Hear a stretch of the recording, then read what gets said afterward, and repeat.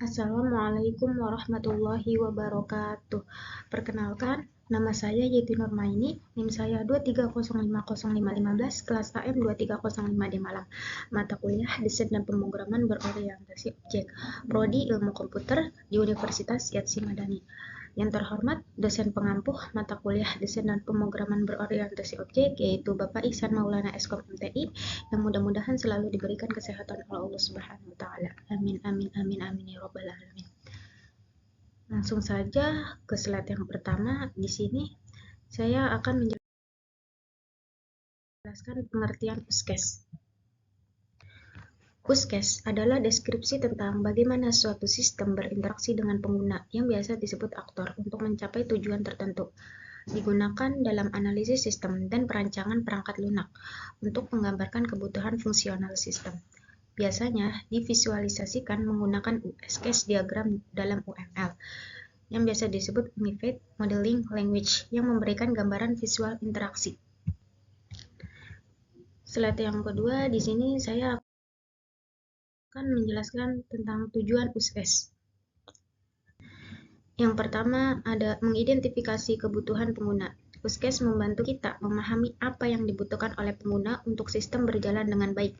Yang kedua, menyediakan dokumentasi sistem. Use case berfungsi sebagai dokumentasi yang memudahkan pengembang memahami kebutuhan dan proses sistem. Yang ketiga, referensi pengembangan sistem. Dapat digunakan oleh pengembang untuk membuat sistem dan juga untuk pengujian. Dan yang keempat, meningkatkan komunikasi antara stakeholder. Semua pihak yang terlibat, baik pengembang maupun pengguna, dapat memiliki pemahaman yang sama mengenai proses yang diinginkan.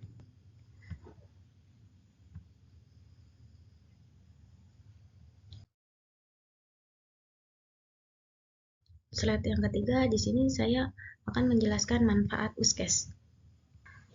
Yang pertama, mempermudah pemahaman sistem. Memberikan gambaran jelas tentang bagaimana sistem berfungsi dari sudut pandang pengguna. Yang kedua, mengurangi kesalahan dalam pengembangan. Dengan dokumentasi yang jelas, pengembang bisa menghindari miskomunikasi atau kesalahan dalam implementasi. Yang ketiga, menyederhanakan dokumentasi sistem. Sistem dapat terdokumentasi dengan baik dan terstruktur sehingga mudah dimengerti oleh tim proyek atau pengguna. Yang keempat, dasar pengujian sistem. Use case juga menjadi dasar dalam merancang test case untuk pengujian sistem, memastikan bahwa sistem berjalan sesuai dengan yang diinginkan.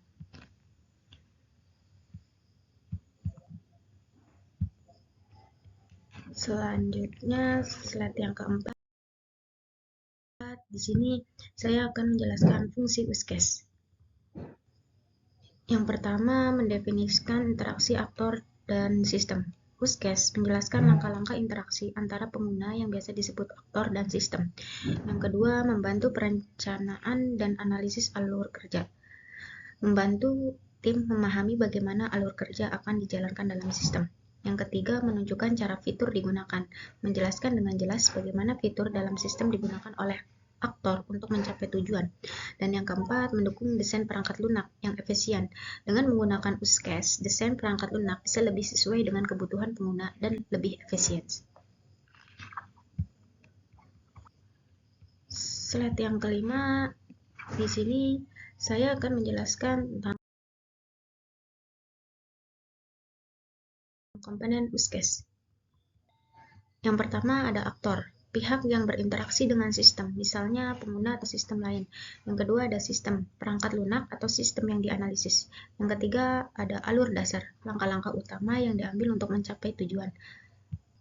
Yang keempat ada alur alternatif, alternatif lain yang mungkin terjadi dalam proses. Dan yang kelima ada precondition dan post-condition, kondisi sebelum dan setelah proses dijalankan. Misalnya pengguna sudah terdaftar sebelumnya. Selanjutnya slide ke-6, di sini saya akan menjelaskan tentang contoh use case sederhana. Nah, di sini judul use case sederhana ini mengilustrasikan proses login ke sistem informasi akademik. Yang kedua ada aktor, mahasiswa yang ingin mengakses sistem.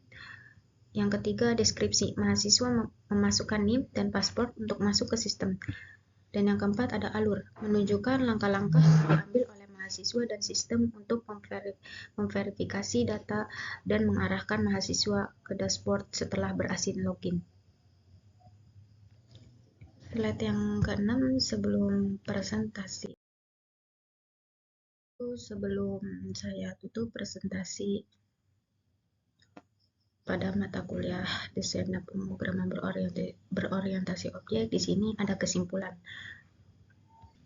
Nah, kesimpulan yang pertama, USKES penting untuk pemodelan kebutuhan di sistem. Yang kedua, membantu komunikasi antara tim proyek. Dan yang ketiga, dasar kuat dalam pengembangan dan pengujian sistem. Slide selanjutnya, di sini saya ada pantun. USKES dipelajari penuh semangat agar sistem berjalan tepat. Terima kasih atas perhatian yang hangat. Semoga ilmu ini bermanfaat. Amin. Slide selanjutnya yang ke-9. Thank you. Kurang lebihnya mohon maaf. Wassalamualaikum warahmatullahi wabarakatuh.